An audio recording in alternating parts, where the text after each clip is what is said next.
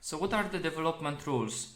So in most cases, you should branch from master branch. Of course, this is like a general rule of thumb, but in some situation, master may be broken or master may be not suitable for your development. So you then fork from the latest release, and you base on stable release. Of course, there is no quality checks on the releases. Like, I believe there are just brief checkpoint without any significant meaning in Coreboot release process. Then second thing is, what is important is the code style. It follows Linux kernel coding style. If you don't know it, then you definitely should read through it. It's well documented.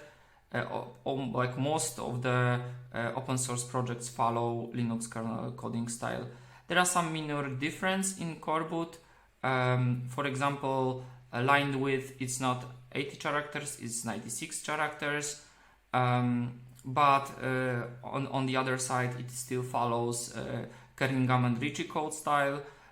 It uses fixed size variable types like uint or u32.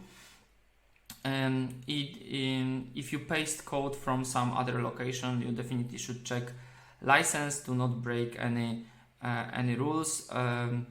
If you're doing any assembly, you should separate assembly code to some additional files. You should avoid inlining assembly, or maybe to some functions. You should avoid inlining assembly, and when you're writing assembly, you should use AT&T syntax so what can be sometimes problematic for people used to other syntax. All functions must have prototypes. Local functions must be static, and there should be no function definitions in headers.